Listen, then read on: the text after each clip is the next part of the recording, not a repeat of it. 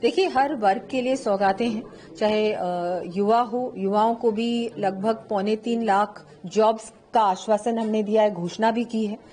सरकारी और निजी क्षेत्र में महिलाओं को 20 लाख महिला लखपति दीदी की भी हमने बात की है।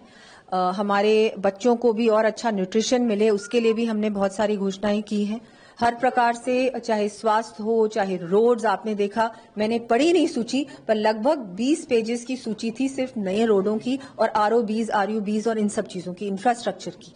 हेल्थ पे भी ध्यान दिया गया है, माँ योजना का स्कोप बढ़ाया है, अब प्रदेश से बाहर भी वो इलाज आराम से उनको मिलेगा।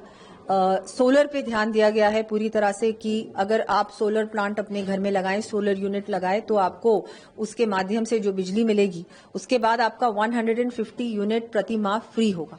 तो ये भी एक बहुत बड़ा एक वो है जो हम लोगों ने शुरू किया है।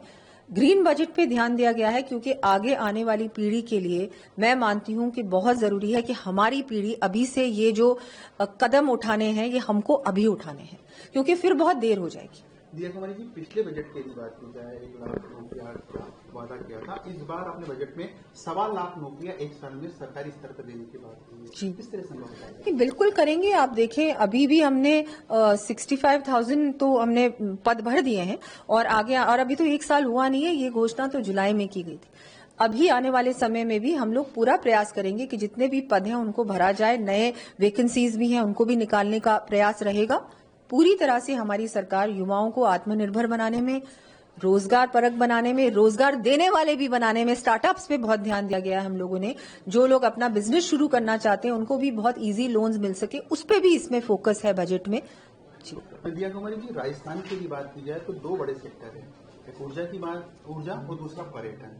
काफी असीम संभावना है बजट में, उसमें भी कुछ खास घोषणाएं आपने करी है, फ्री बिजली के साथ रूफटॉप सोलर लगवाने की, क्या जी बिल्कुल। वो ऊर्जा के क्षेत्र में आत्मनिर्भर बनाने के लिए हमने फ्री बिजली 150 यूनिट्स विद, अगर कोई रूफटॉप सोलर प्लांट लगाएगा तो उनके लिए। लेकिन पर्यटन के लिए ट्राइबल सर्किट का अनाउंसमेंट किया है, जो हमारे बांसवाड़ा का क्षेत्र, डूंगरपुर, प्रतापगढ़, वो जो क्षेत्र है वहां पर भी ज्यादा टूरिस्ट जाएं, अभी नहीं जाते, वहां थोड़ा डेवलपमेंट करेंगे। बहुत कुछ है देखने को, पोटेंशियल अत्यंत है। हम लोग उसको भी पूरी तरह से अब टूरिस्ट सेक्टर में लेके आने का हम लोगों ने उसमें घोषणा की है। और बहुत सारे रूरल टूरिज्म की भी मैंने घोषणा की है। बहुत सारे गांव जिनमें बहुत कुछ, चाहे पर्यावरण की दृष्टि से, चाहे कुछ नवाचार की दृष्टि से, वहां पर काम चल रहा है, लेकिन वहां तक लोग नहीं पहुंचते, वहां तक टूरिस्ट अभी तक नहीं पहुंचा। उनको वहां तक पहुंचाने के लिए भी हम लोगों ने इस बार घोषणा की है। उन सब एरियाज का जो कि टूरिस्ट सेक्टर से नहीं जुड़े लेकिन पोटेंशियल बहुत सारा है, वहां भी हम लोग मार्केटिंग भी करेंगे उन जगहों की और ज्यादा से ज्यादा टूरिस्ट को वहां तक पहुंचाएंगे। पिछली सरकार जब गई और आपकी सरकार आई तो खराब खस्ताहाल सड़कों की सौगात आप लोगों को, उस दिशा में कुछ काम भी हुआ। इस बार एक बड़ी घोषणा करी है आपने हर विधानसभा क्षेत्र के लिए, वो क्या घोषणा है? और दूसरा मेरा सवाल इसी से जुड़ा हुआ है, क्योंकि नए जिलों को लेकर पिछली सरकार में जब गठन हुआ था काफी हंगामा हुआ, जो बचे हुए शेष नए जिले रह गए जिसको आपने अधिकृत किया है, उसके लिए भी बजट। जी बिल्कुल। जो नॉन पैचेबल सड़कें हैं उसमें भी 10-10 करोड़ प्रति विधानसभा, और जहां पर मरुस्थलीय क्षेत्र है वहां 15-15 करोड़ की घोषणा की है नॉन पैचेबल सड़कों के लिए। और ये तो नॉन पैचेबल है, जो मेरी सूची थी उसमें बहुत सारी नए सड़कें भी शामिल थी, तो वो तो मैंने पढ़ा नहीं क्योंकि बहुत लंबी सूची थी।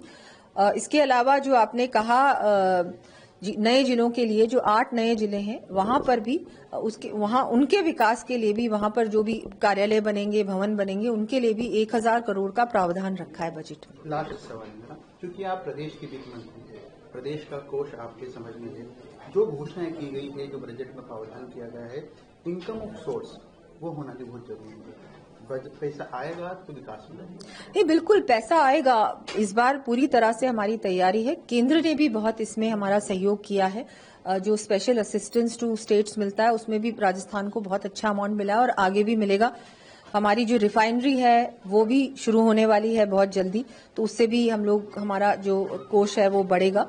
इस प्रकार से आपने देखा होगा इस बजट में कोई फ्रीबीज नहीं दिए गए, तो देखा आपने, हमने सोच समझ के बजट तैयार किया है और पूरी तरह से आगे आने वाले समय के लिए एक आत्मनिर्भर राजस्थान बनाने के लिए, हर सेक्टर में आत्मनिर्भर बनाने के लिए, विकसित राजस्थान बनाने के लिए ये बजट हम लोगों ने तैयार किया है। न्यूज नेशन अब व्हाट्सएप पर खबरों के ताजा अपडेट के लिए न्यूज नेशन के इस QR कोड को स्कैन करें